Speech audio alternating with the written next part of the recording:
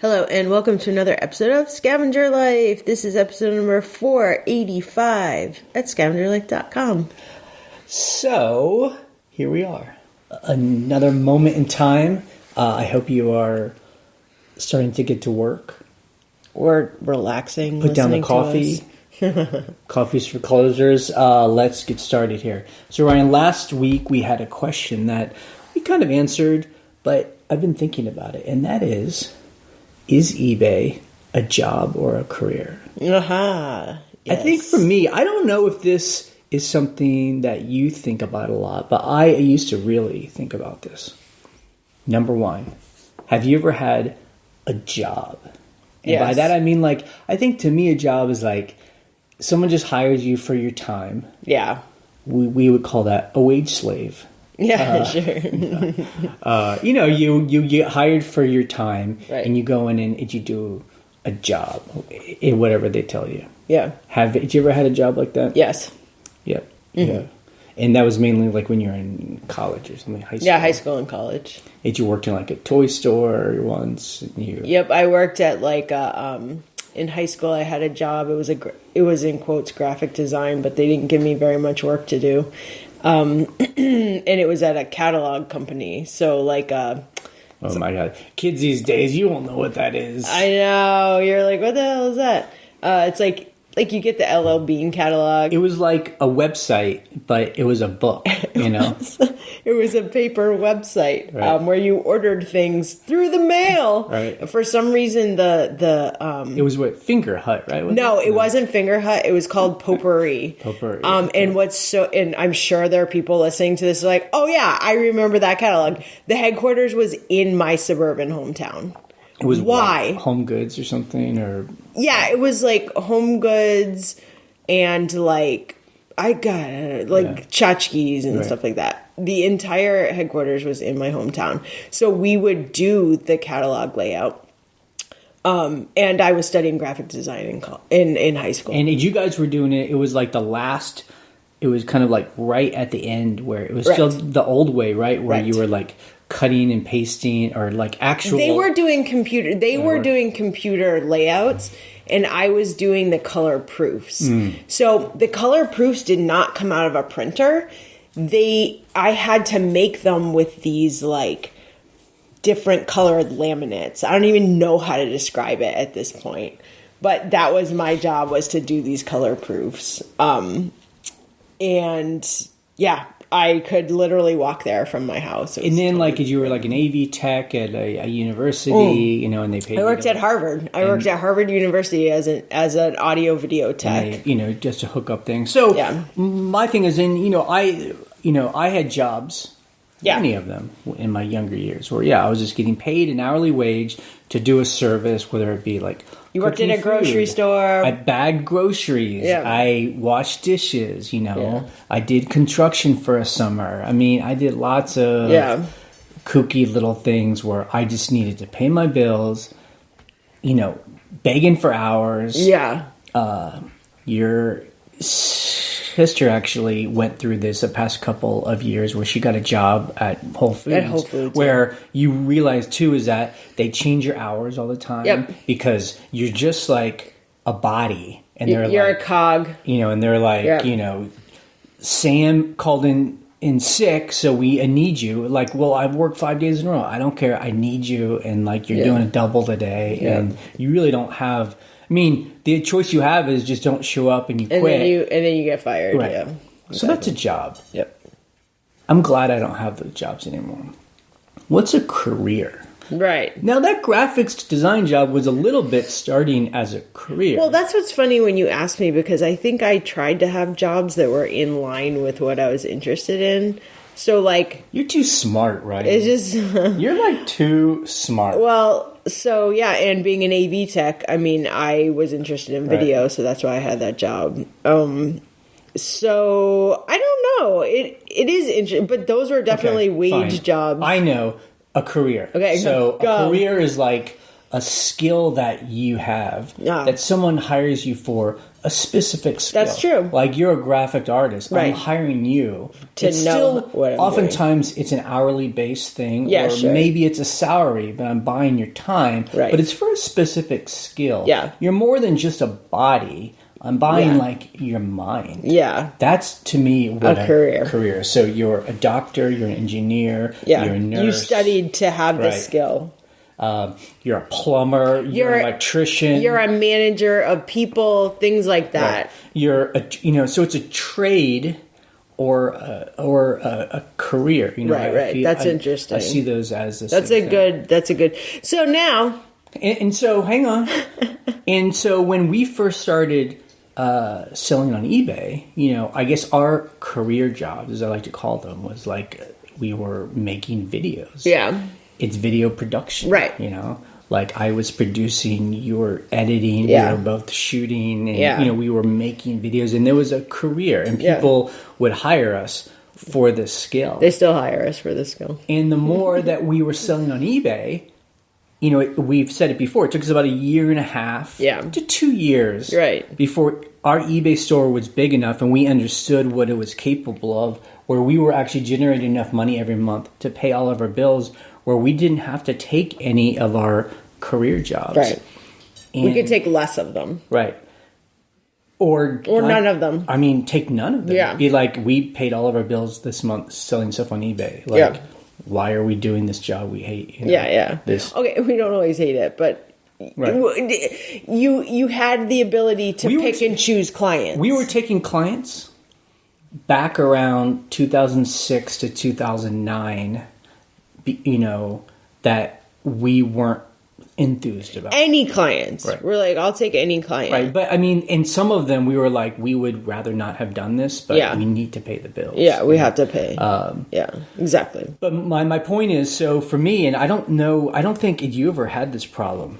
Maybe it's like being a man. It's like my identity, It's like, especially being an American. Yeah. Like you go to a party and people are like, What do you do? what do you do? And they're not it's like, what are your hobbies? I'm an account manager for, it's a very American thing. Although we don't go to parties, so we don't know anymore. I don't have any last minute. But I was really worried about that because we kind of hit eBay full time. We're making money. It was kind of my job to go after all these video projects. Yep. I stopped doing that. Yeah. And there was a bit of a while where we weren't making any videos, and I was thinking, like, are we just dumping? Done with that, yeah. Like, am I no longer my career? Yeah. And often with a career or a trade, if you've invested time and money into it, you've gone to a school. It's your identity. Right. In a way. And, you've honed a skill that's valuable. And you're like, Yeah. and if you don't keep honing it, Right. it's going to go away. Yeah. Like, especially with software, like using software. Like in 5 years, you're like, I don't even know how to use this anymore. And I'm sure that's true if you're a therapist or if you're a plumber, if you take off for a period of time, you kind of lose track of what's the normal practices and all those things. Yep. So I was really worried about it. I mean, I remember it was 2010 and the last census. You got us jobs with the census. Yes. Although you dropped out very to work on eBay. Right. Basically. I was like, you realized like I'll make more on eBay. And then I stayed with that. And it was like, I don't know, 3 or 4 months. And my job was it was all summer. Right. And my job was a driver. Which is the best We job. were renovating in our house. Yes. At the same time. And my job was like, I think I was driving my own car and I was driving like 300 miles a day. It was a lot. It was like a big loop. Yep. In our area, in our region, and I'd have to do it twice a day. You would pick up paperwork to give to the managers. Right. And so as long as I hit my marks at a certain time every day, they kind of didn't care what else I did. So what I would do was I would hit all these thrift stores. Yeah. In all these towns. And like after 3 or 4 months, I had like a routine. Yeah. And I was stopping at like 15 stores a day. And I remember I would come home at the end of the day with trash bags full of, back then it was all clothes. Shoes. Clothes and shoes. And I remember, driving around and I was like, is this my life now? Yeah, like what is this just who I am? I was probably 35 or something like that. Let me see how long. Yeah, 37. Yeah. I was 37 years old. Yeah. I was like... So it's 10 years ago. Yeah. Yeah. I was like, is this who I am now? You're like, what is this life? And this was 2010. I feel like it was like... You never really saw people with their cell phones in thrift stores. Not yet. You didn't really see pickers. Yeah. And it wasn't quite mainstream yet. But I was the guy going and buying a cart full of women's shoes. Yep. And they look at you a little funny. No one really cared, but I cared. Yeah. In the sense of like, who am I? Yeah. And so, I don't know. What my point is, what I think we've transitioned to and what we talked about a week ago was that I don't see it as a job. I don't see eBay as a career. I see it as a business. Yeah. And that's why I always cringe when people call themselves hustlers or are you hustling? And that's fine. People, want to call themselves, that's fine. I think for me, I like my identity to be like a business. I'm a business owner. Yeah. Because we are. Yeah. We're dealing with income and cost and expenses and paying taxes and hiring people and keeping organized, making sure things are happening every day, having to manage cash flow when things are slower. Yep. Like this week. Yeah, like we'll talk about, slower. And then, when things are good, to save money up and to manage debt and, all those things. And that is, and we've talked about this before. I didn't grow up in an environment, in a family where people own businesses. Yeah, I did. You did, so it seemed like to be a much more of a natural thing. Yeah, it seemed normal. And it's funny comparing skills, saying skills are careers, sort of, because I feel like there's so many skills to selling online, like professionally. I mean, even as a hobby as well. But you have to. I mean, it's all the traditional business things that they talk about. My dad went to business school. He talks about stuff like this sometimes. Indiana. Yeah, Indiana University. Way back when. And, it's like skills, I went to art school, so I wasn't thinking of like business skills, as a thing that I was interested in. So it's just funny to land in that position. And it is really creative. Like you have to be creative with all of this. With eBay, it's funny when we tell people we sell on eBay and they just think, oh, I think so. Our coffee partners, we were like, at one point we were like, we sell on eBay like full time. We showed them our warehouse, and I remember them being like, oh, we thought eBay was just like selling your old clothes and like your old video games and stuff, which it is. But they didn't realize that it's like that there are people like us where you can basically sell old stuff and then you just make it bigger. Yeah. So to me, that's a skill. That's a huge skill to be able to do that for anyone who's doing it. Right. And also when we were getting started 2010 and this was becoming like this something we were doing and we were putting a lot of time into it. It was Steve Schultz, I give him all the credit for it. When he said, I didn't get in this to make a sweatshop for myself. And that's what we see a lot of times when people are starting off new. If they're not thinking about their business correctly, they're just grinding away. It can be a grind, and I guess you're a hustler and you're working really hard, and that's definitely impressive. But if you're only working really hard all the time, without being real smart, then you just burn out. You know? And it's kind of like we're starting this coffee business, or we're joining this coffee business and growing expanding it. Like, I mean, we've made clear to our partners that we're not looking to create, a minimum wage job for ourselves where I'm putting in 40 hours a week, you know, and they're the same way. You know, they don't want that either. We actually had a big kind of like business meeting where we kind of talked about, let's all agree on what we're trying to accomplish in the next 3 to 5 years. Exactly. You know, and we all agree, like I want to grow it, make enough money so we pay ourselves, but then be able to hire people to do the day to day, and then we're all still involved in quality design. And it's the same way with eBay, you know, for us. Yeah, for us it is. It has been. And, you know, and this is, I think before meeting you and doing this, I never thought about running a business. Like, it never just entered my consciousness. I just know I hated working for other people. And I just didn't. And I just remember it was just, I was always just like, I could do better than this. Like, this manager I have, this boss I have, the owner who's hiring me, it's like, I could do so much better than this. And it's awesome. Yeah.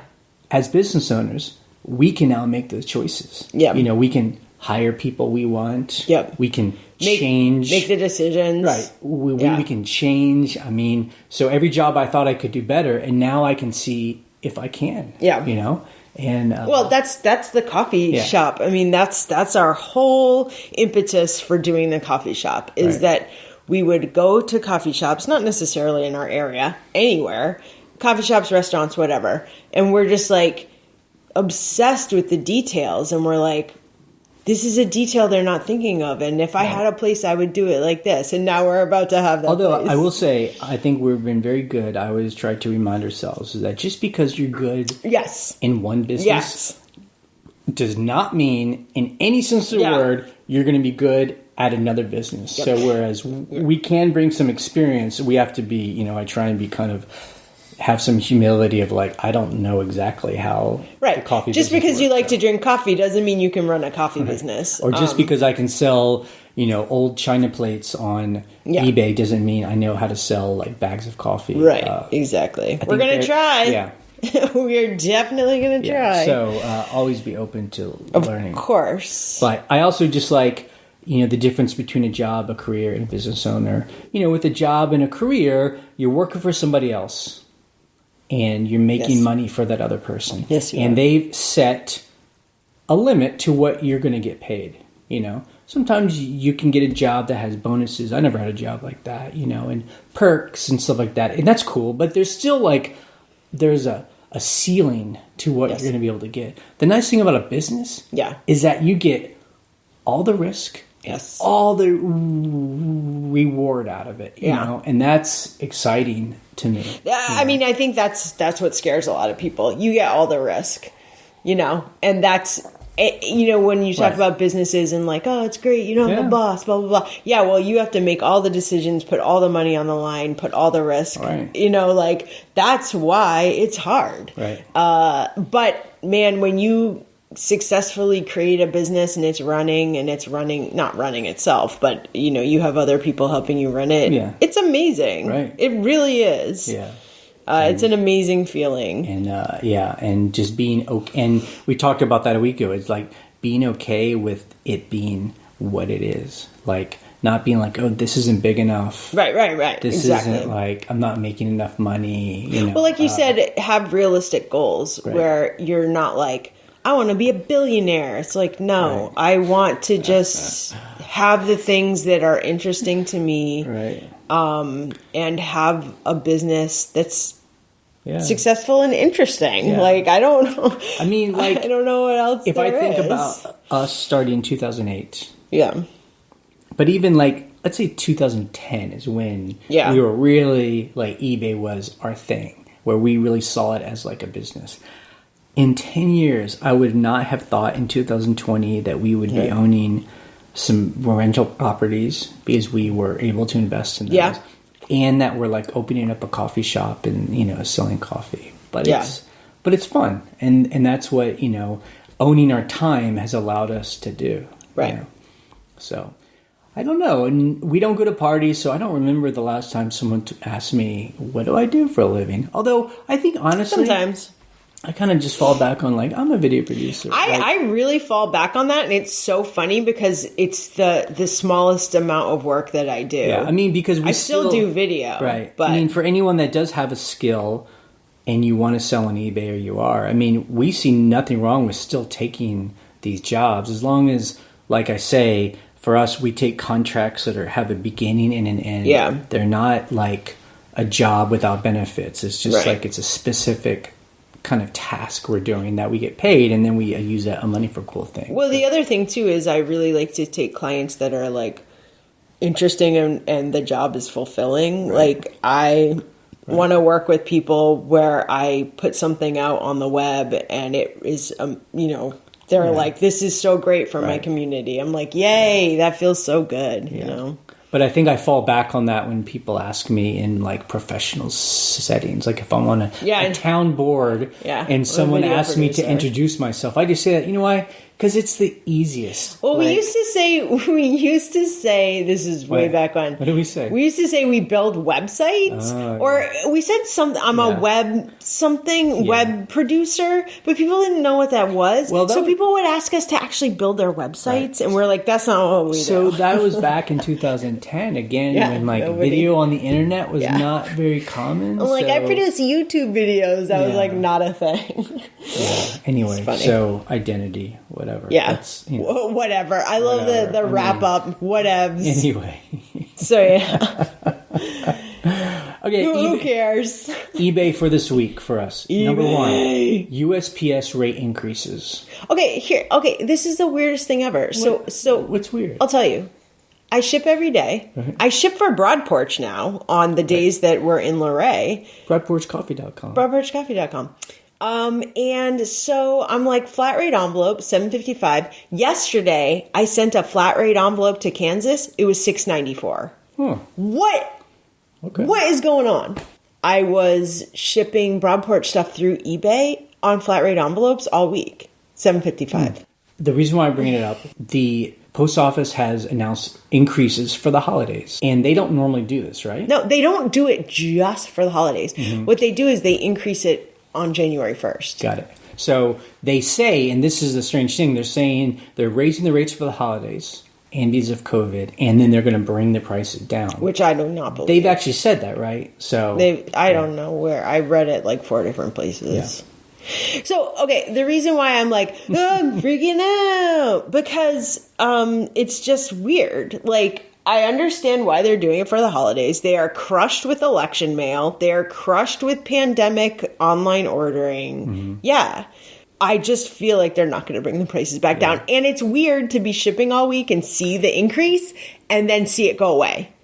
So I'm like, I don't know what's going on. How often does a post office do like a yearly increase? Yep. Twice a year, once a year? It's basically yearly. Every year. Yeah. And look, they don't always increase first class or stamps. They kind of like they fluctuate it. But sometimes everything just gets raised. They're like 1 cent, and you're like, oh. So if I was a presidential candidate and they were to ask me how much is like a stamp, how would you know? I would not know, and they would think I was out of touch with the common. Well, you better figure it out before the debates. It's 55 cents. I think it's 55 cents right now. How much is a gallon of milk? Are you also out of touch with the regular people? $3. We actually don't buy milk ever. $3. It's about $3.25 or something, which is kind of expensive. I knew that. Yeah, I mean, like that's how much it costs. I know, but when I was a kid, it was so cheap. Okay, right. That was a long time ago. Okay. However, as much drama as Ryan is creating here, it feels dramatic. The good thing for us is that we post all of our items on eBay with calculated shipping. Yep. And eBay just changes things automatically. Exactly. So, because our customers pay for their own shipping, because we don't make money on shipping, then the customer just deals with any increases or decreases from the post office. So I have most of this stuff I have is by weight. Yeah. Any flat rate envelopes, the price should adjust. Like I have some things that go in padded flat rates. Right. So the price should just adjust. So for people who on eBay who sell like free shipping or... You better adjust your prices. Yeah. Because I'm talking like... I'm not talking like the increase is several cents. I'm talking like 30-cent increase. Wow. I mean, it's significant. Like those prices did 30 to 50 cents. Like it's a little bit nutty. So keep your eyes peeled. So to keep on this shipping topic, Ryan mentioned we're now shipping coffee for our company, and many of you ordered coffee last week on eBay. It really surprised our partner Phil. He was very, very surprised. Well, we got so many orders that he normally does not get. He was like, "What? Who are these people?" So, well, he knows now they're scavengers, and he knows we ship. But I think he got to see how much did you ship and how much did you know about shipping.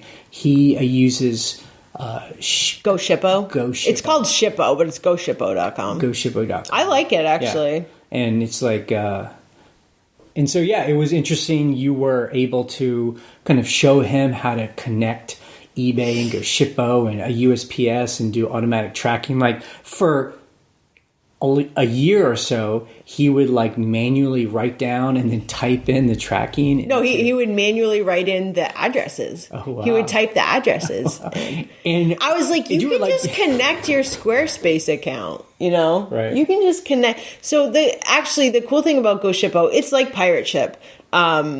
You can't. So I realize Pirate Ship is just USPS, but GoShippo can do FedEx or UPS. So that's helpful for us on big wholesale orders. We like ship 30 pounds. Yeah, like we did. We shipped it was 30 pounds to Arizona, to a wholesale client. So UPS was actually the best price for that.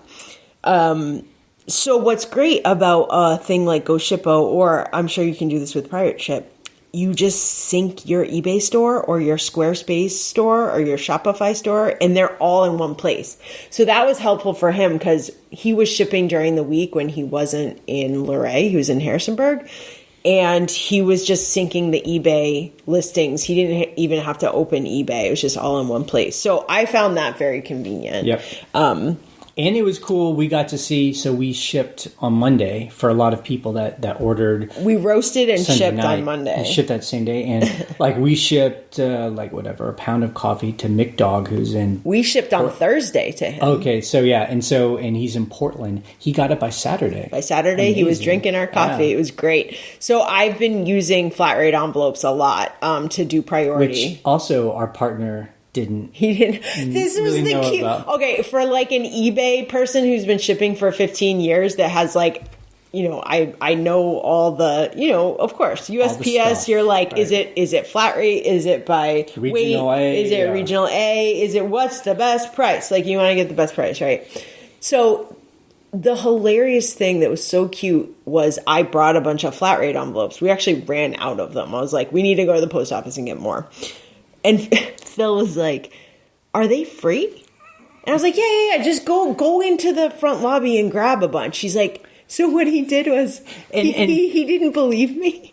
So he stood in line with the flat rate envelopes and was like, I'm taking these. And they're like, you don't have to ask. Right. He was like, are you sure? He was like, why did they give these away for free? I'm like, so you share priority. Right. So, it was really cute. Yeah. So he just started doing flat rate envelope. Yeah. Because of you. Yeah. How was he shipping before? He would just put them in a poly mailer, a plain poly mailer. And then put priority. on it. Yeah. But, you could use a Tyvek or a flat rate. And, and so things he's teaching you or teaching us. I mean. Yes. Number one, his style is he wants everything priority because he wants coffee to get to you as fast as possible. And you and him butted heads some because you were like, but you can do it first class. Because it's a 12-ounce bag. Especially if it's in the same region, it will get there just as fast. And he's like, nope. Nope, priority. Quality is we will I want it fast. This is the other thing that we're learning, though.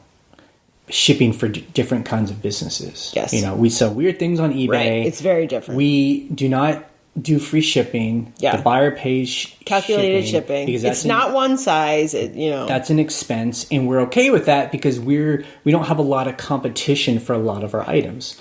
However, we know that on eBay, some people sell very popular commodity items where you have to compete on shipping, and you're doing free shipping or really cheap shipping. And that's what we're learning with coffee, and Phil's teaching us that.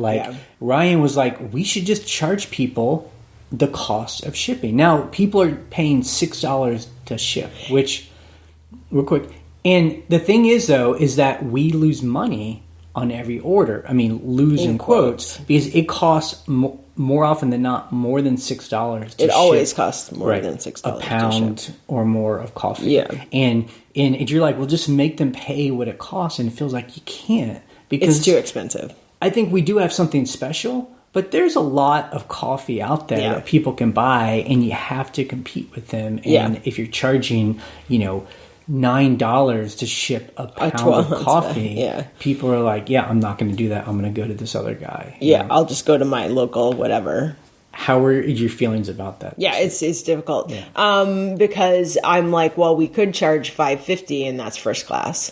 And then that would actually pay for the shipping. Right. So it's hard for me as an eBay seller. Like, I told Phil this. I'm like, I'm an eBay seller. I charge people shipping. And then on like the big, weird, complicated items, I charge them handling. Right. Because this is a 20-inch glass vase going to California. Right. Like, but this is different than coffee. It's a different market. Right. And the other very different thing about our eBay store, we do not have repeat customers. Right.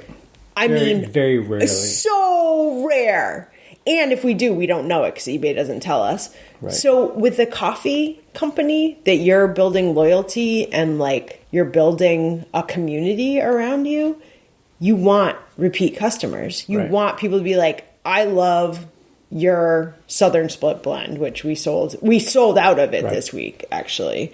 And that's, I'm like that too. I'm like, I will only drink that coffee now. So it's so we're learning that this is more like having, I guess, like an Amazon business or like a commodity business on eBay. It's so different. Where you're selling things again and again and again, and there's a lot of competition. It's for a high demand product, so you want to make a good price.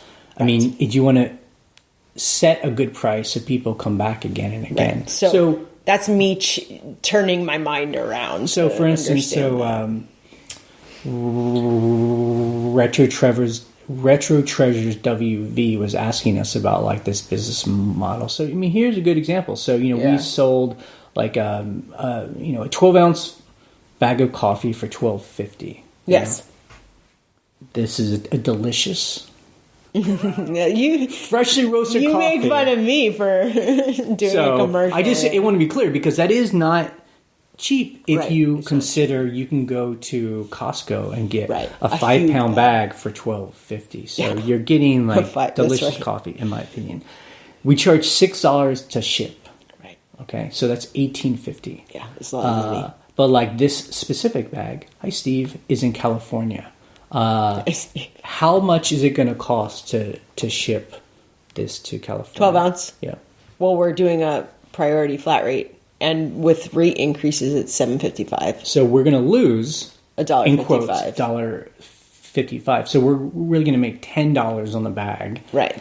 And then we have to pay for the beans and the propane and the bag itself and the building that we roasted it in, right? And so our profit then gets to be about $6, $7, net profit after all of that. And so that's just so much different than for us. I bought something for $1, I sold it for $100. We're on eBay, I go to an auction, I buy like a table of stuff. Let's say it's all about $1 or so. And then, as long as and that's the other thing, coffee, this has to be fresh. Right. And so we have to sell, let it sit on the shelf for a year. I can't just roast coffee and then sell it in 5 years. Yeah, exactly. The great thing about eBay is I can get something for $1, put it on eBay, put it on my shelf, our warehouse, wait for that person, wait for 5 years. So different. Yeah, and it sells for $30, Yeah, it's just such a different thing. But the business model is that if you can get enough people buying on a consistent basis, right, and if you can sell to other cafes or restaurants, we sell to a co-op grocery store. They do 50 pounds a month or something. So you just start doing volume. It's volume. Business, and it's delicious. I'm drinking it right now. Oh my god! I hope I'm not overdoing it. Anyway, okay. So something else on eBay, and then we'll get to our numbers. That is new. Send offer to buyers. there's a new checkbox on the send offers page. It's not there now. It was momentarily. What? Well, I haven't seen it since I talked about it on the forum. Oh my God. This checkbox just appeared. They're like A/B testing. They must be. Well, Antique Frog said it the best way. He's someone on the forum. I think it's a guy, but I don't know. Or general. British. Yep. Yeah, it's not he or she. They're British. They're in the UK. With a very distinct sense of humor. They say, the seller sends out an offer to an interested buyer or a watcher. Right. If the buyer doesn't bite, the auto send feature checks 24 hours after the offer was sent out for other people. Cool. And sends them the same offer, and so on until the item sells. Or the sun becomes a red giant, whichever way. So it sounds like it was, it's just it was something a billion years later. Where you only have to send it out once, and then it just keeps like so there was a checkbox. It basically was like, should I auto send this to people in the future that are interested? Forever, and you're like, yes, do the work for me, eBay. But then I didn't see the checkbox again. But I love that checkbox. I want it back. No, I mean that is interesting. Although then it just becomes like. Forever on sale. I guess eBay would just have to make sure it doesn't become a spam machine. But it would be a different user that's seeing that offer. It should, it's not just me, infinity, because I'm watching it. Right. But, Sure. Shouldn't it be? Yeah, but I guess I'm just wondering, it seems like a no-brainer. What if every single... I mean, we've always said this. What happens if just, 80% of people on eBay just turn this on and it's just sending promote offers my constantly. Items, send offers. Will it matter? People people are just mass deleting their emails. I mean, I guess for me, I don't know. So every so often, it seems like once a week, I'll get an alert on my phone of something I'm watching on eBay, and they're this has been discounted. This is a private offer to you. Yeah, but I guess I'm not getting spammed, and I watch quite a bit of stuff. Yeah, so, I mean, there's been stuff that I've been like, it kind of reminds you to buy it. Right. So I ignore it, but then there are other times where I'm like, oh yeah, I did need to buy that. I'll counter offer. There's one seller I follow where as soon as I watch something, it seems like within 12 hours, I get here's a private offer just to you. It's never good enough, though. Yeah. It's just to you. $3 off. I'm like, no. Give it to me. Give me. I want it for 80% off. We're the worst buyers because we're sellers. Yeah. So I thought that was interesting. So maybe eBay's doing a good job. They're somehow managing. I don't know how they pick what gets seen, but anyway, so that's it. That's it. Whatever. Numbers. Let's just numbers. Well, I'll do the marketplace music. I got a big fat cat on my lap. Get off my lap. We have so many cats in this house. My God.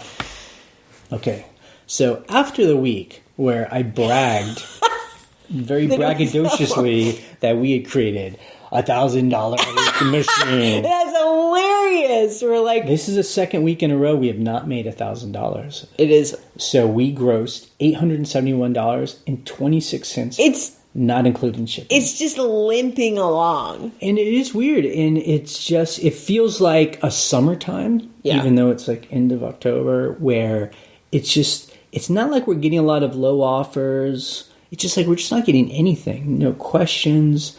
Very few offers. No question. Like a couple questions here or there, but man. It just feels very anemic. I mean, we did sell 27 items, so we sold almost 4 items a day, but it just felt really... Man. Our average selling price was still $32, but it's just low dollar. So we did not make the money we need to make to pay bills. The good news is, as business owners... yes. We do price this in. We have money saved, you know, so we're okay. We have a buffer. That whole $1,000 week, if you average it out, It works out that way. Yeah. Things we sold, it was just a mix. Clothes. I sold a lot of clothes and shoes, which is great. Yep, we did. I'm happy to sell that stuff. We did sell a lot of clothes. Anything interesting? Remind me. Knickknacks. We sold our highest price was $80, and it was like this carved African statue. Oh, that was so cool. That thing was wacky. Yeah. It was like perfect for Halloween too, because he didn't have a face. Ooh. It was just like one of those like, wow, almost like conceptual art. It was freaky. It was cool. We sold one of my, I didn't own it, but it's like the thing I found. I bought a big box of like D&D. Yeah. It wasn't a D&D book, but it was by that same in the company. Same genre. Steve Jackson. GURPS. Yeah, for $30. Is that what it's called? Yeah. Yep. I mean, like back when I was a kid, people were really into role playing, and it's all come back now. It's all retro. So what was the price of that book? It was like $30. Oh God! Well, we look in the past. A couple weeks ago, I sold one for pretty high. You're like, it was $30, right? I'll throw you something. Okay, so we sold a little tea saucer. Just a tea saucer, not the teacup. $75. Not the spoon. $75. Well, what was it? It was Chicago, Milwaukee, St. Paul Pacific Railroad. Yeah. Like tea saucer. So like an old antique. So cool. And we got good feedback where the person was like, thanks. This is amazing. It's amazing. $75. I love stuff like that. It's incredible. And Ryan's very good about that. So I'm good about like seeking out these like D&D like books because it reminds me of my childhood. Yeah. Ryan is good at like when we go to a thrift store, diving into that pile of china. The pile of all the china. What is this garbage? And you've done a really good job finding little tiny plates. And you'll pull them out and they'll sell for $100 or whatever. Because you've seen so much of that china. Right. Going to thrift stores for 15 years or however. Like, there are people who are nodding their heads right now. They're like, yep. You know what's junk and what's not. Not always. Sometimes I'll be like, wow, look at this. And then you flip it over and it's from Marshall's. And you're like, oh, that's a good repro. Yeah. But there's some where you're like, this is probably from the 1800s. Like, you can just tell how old it is by the print, It's from the crazing, right? The crazing. Sometimes there's crazing, sometimes there's not. Sometimes you're crazy. Yeah, that's true. No, I don't. You're crazing. You're not crazy. No. Crazing at the seams. Scavenger of the week, I did go to an auction, or I bought a bunch of stuff online, mainly because I was buying chairs for the cafe. We needed the rest of our chairs. We're teaching our partners that there's all this awesome stuff that you can buy on auction. So, we need all these chairs as a cafe would. Yeah, you need to sit down. And instead of going to webstraunt.com and buying... I live on Webstraunt lately. Like, a wooden cafe chairs. Yeah. This is my design decision. Okay. I'm buying all these, like, vintage Danish modern chairs. They're basically like Danish modern office chairs, but they're like... Not on wheels or anything. They're like dining room chairs. They're like dining room chairs. And these aren't like... I guess they're not office And these are not chairs. like the like super fancy, expensive signed one. These are oftentimes the like ones made in the 70s. Yeah. They're like copying the 50s. Yeah. But they're still made out of teak or rosewood. These ones were made in Denmark. Yeah. The last 8 that you bought were made in Denmark. So, I've been buying them in 2 here, 4 here. I just bought 8. Yeah. And then while I'm doing that, I'm buying... table lots of other things. Yeah. So I went and I came home with a truckload of stuff.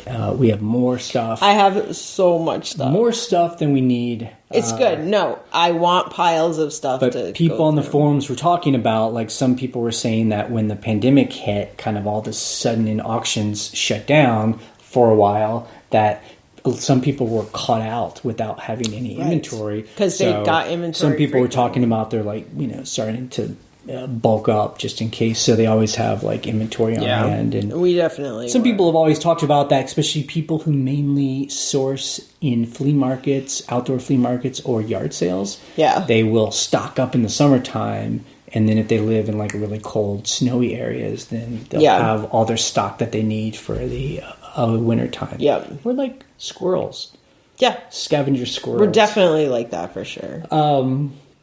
Customer issues, I mean, it's no big deal, but like when things are slow like this, we did have a couple of returns started. And it's just really, really painful when you get a big, expensive return when you're not making a lot of money. So, for instance, what can you do? It was like that sweater last week. $90 sweater that I was like, I can't believe we finally sold it. Someone just started a return for we sold like a ball cap. And he was just like, it doesn't fit, so we don't have to pay That's what it is. Ship it, but we have to, it was like $70, so we're waiting for it to come back, and that's just part of life. Yep. Things we learned in the forum, or questions. So this is a question that South Floridian seller emailed us. So he or she says that they feel that managed payments has triggered an uptick in returns and cancellations. I had 2 returns in the first 7 months of the year, and ever since managed payments got turned on, I've had 6 returns. Countless cancellations, and yes, multiple negative feedbacks. I did a self-evaluation, which is smart, and I don't feel I'm doing anything different from before. Look forward to hearing from you. I have to say that I kind of agree. What? There was one day where we got 2 sales and we were like, oh, nice sales.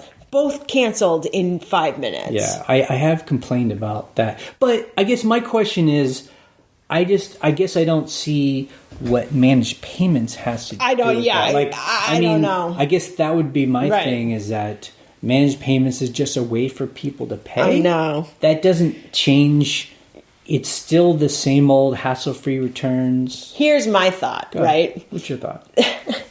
It's like the pandemic created this massive uptick of people who don't buy online normally, are just like, they're like, well, I can't go to the store, so I'll just buy this online. Like, it's just a massive amount of people buying stuff online, and I think that changed it. They're like, well, I usually just buy stuff on Amazon, but that's a different thing. So that's a so this is like a parallel thing that happened at the same time. So managed payments for a lot of us started in the late spring or summer for us. And that happened to coincide almost exactly with the pandemic happening and everyone staying at home. So it may seem like it's because of managed payments, but I think I could buy into that hypothesis more, is that there's a lot more people buying online who normally don't, and either don't understand if you click on something, it means you actually bought it. Pay for it. That happens so many times. So I can buy into that. I mean, for us, managed payments seems to be okay. I kind of liked it when money would just be automatically there for PayPal. I feel like money gets transferred to our bank account a little bit slowly. It is slowly. It's a few days off. It's like, I don't know, the way that eBay was promoting managed payments was like, it'll just automatically just get into your account every single day. And I feel like what happens is people buy, and then it goes into pending funds. And it will sit there for 3 or 4 business days, and then it becomes available funds for a day, and then it gets put into a payout. Right. And then it takes 3 or 4 business days to get to it. So if you start counting the weekends and such, it can be 10 days before you get... we'll have a slow day and it'll be like, your payout's coming of $400. And I'm like, what day was that? Oh, it was last week, on one I guess the good thing is that as long as you're consistently selling, it should just keep going. Every 2 or 3 business days, it seems like there's some kind of deposit. And that's just what it is. I do like, too, since you stopped shipping as much through FedEx and Smart Post was just too slow. It was so slow. And then the DHL. eBay Send, DHL. Because that was being charged separately. It was not getting pulled out of our funds. Right. Now our invoices every month are much smaller. It's basically our store subscription and a couple promotions and final value fees. No. Oh, that gets pulled out. That's right. Final value fees automatically comes out. So. And then there's still a little bit of shipping that seems there's still some There are a couple items I've done smart post because I'm like, this thing's big and bulky and it's in the next state over. But but before, like, we were getting, back in the times when it was all PayPal, we're getting $700. $700. We're getting like $1,500, $2,000. No, I mean for shipping. Like you'd be like, sure. $700 worth of shipping. But I mean, our eBay invoices would be right, like $1,500 $1,500 to $2,000, and now our last invoice was $400. Right, because we're just not seeing it. Yeah. Like it's not. Well, just because it's more managed payments, it seems like it's more like the Amazon model where they just kind of take all their fees out and they pay you, and then they just give you your net. Your net. It's your net. Yeah, revenue. exactly. Your net revenue. To use business terms. Okay. I did want to mention something on the forum about doing variations. I understand variations a little bit. Like, we had a bunch of military jackets where I was like, there's 10 different sizes. All these jackets look the same. I'm going to do variations where it's like 38 chest, 42 chest, 46 chest. Like, pick your size. So I don't have to do like 25 listings. It was great.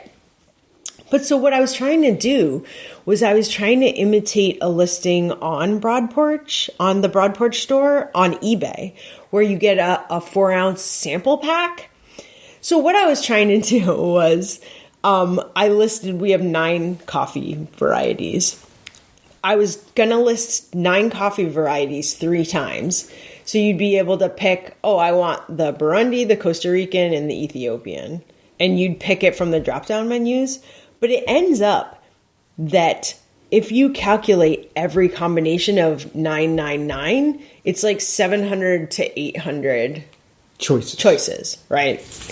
And so I was like, no problem. People can choose whatever they want. eBay was like, you only have the ability to do 250 combinations. And I was like, what do I do? Yeah. I just didn't know how to solve that problem. Right. And like, if you brainstorm it, you're like, you could do this, you could do this. And finally I was like, I'm just going to do a bunch of combinations of things that I've seen people order on the website. Right. So that was my solution, which is unfortunate for eBay. You're like, why couldn't I just do this little checkbox thing? Yep. And they just don't allow it. Yeah. We don't do that very often, so it was new to us. I thought it would be so simple, and it wasn't. Okay, let's go to comments or questions that people sent in this week. Okay, you can email us an audio file from your phone. Our email is thescavengerlife@gmail.com. Or you can call our voicemail line. The phone number is 540-407-8486. Hey, what's up? It's Ryan from San Diego, California. I just wanted to give a recommendation and shout out to this YouTuber I've been watching lately that's been an insanely great resource for selling video games. It's kind of a passion of mine. It's something I really like selling. But I think, even I'm pretty knowledgeable on video games, but even this guy, his name is Retro Rick. And I've learned so much from just the last couple months that I've been watching. I always looked over sports games. It was like, they're worthless. Like, that's absolutely not true. Because of him, I found a game recently that was worth like $75. Sold it immediately. It was amazing. And the cool thing that he is doing is he's doing this new video series the last 6 months, I think. It's called the $10 Game Collection Challenge. And this is perfect for anyone who thinks that they don't have enough money to start an eBay store, an eBay business. What he's doing is he's starting a game collection off of $10. So he started and each week he goes out and finds games, flips them, started with $10, then he makes 50, and then that turns into 100, and now, like, if he was to sell his collection right now, I guarantee it would be worth at least, probably close to 10 grand. So it's kind of proving that, like, you got $10, you can start an eBay business with $10, like, no problem. So I tell all my friends, like, they're all laid off and they don't have jobs. I'm like, start a freaking eBay business, dude. Anyway, so check it out. His name is Retro Rick on YouTube. All right, bye. Cool. Yeah, there's, these days, my God, it's definitely not like 2008. There are so many resources online, and it is good. I'm glad people call out the resources that are kind of helpful and not kind of spammy. So I guess if you're selling, I don't know this channel, but I guess if you like video games, that would be a good place to go to. I also like how people are, trying to show that you can start a store or start selling just with a small amount of money. Yeah. It's like that dude on Craigslist who traded from a paperclip all the way up to a Porsche or something, or a car. It was a house. Yeah. It was a house. Yeah, exactly. It's crazy. So, it's things like that where like we say, spend $1 on something, and if you have the eye for it, you can make $100 and then use that $100 to buy more inventory. You don't have to start with $2,000 to start a store. So I love that idea. I won't be able to tell you the URL or the name, but someone had mentioned on the forum that there's some guy on YouTube who sells out of a shed in the back of his house. Mm-hmm. And it sounded like, from what people were saying, was he's like a Facebook kind of seller. Yeah. Where what he does is he buys furniture. Right. Stores it in the shed and then sells it in his driveway. And that's great. Supposedly he makes a lot of money because he knows how to find good furniture and prices it right. Yeah. And so. That's a cash business too. That's crazy. Business. So that is a nice thing, especially if you're in a suburban home. You don't have a lot of space, but you can always buy those little sheds out of Lowe's or whatever. And that's where people are looking for furniture. I've found certain things in our area where, man, if you find a nice-ish bathroom sink, that will sell in 2 seconds on Facebook or Craigslist. People are like, oh, I need a new bathroom sink. Yeah. They're expensive, Yeah. Cool. Thanks for doing that shout out. That's great. Okay, that's it. Cool. We just want to mention how, our partner Phil was blown away with the amount of sales we got last week. I was blown away. So we hope people who got the coffee are enjoying it. I know if you're new to specialty coffee, I hope it's definitely going to be a different experience than just buying coffee at Costco or Walmart, because they often are just super roasting it where it's really dark, and this is going to often be have many different flavors. And I just did variety packs, as you said. So if you're I'm not really sure what to order, I made a variety pack that's Ryan's favorites. Yep. I made a variety pack that's Jay's favorites. Yep. So you can check those out. Each pack is 4 ounces, so you get 3 of them, so it's 12 ounces 12 ounces total of 3 different coffees. Right. So and so it's good. Yeah, you can check it out. Okay. This podcast is ending. 3, 2, 1. Bye. Bye.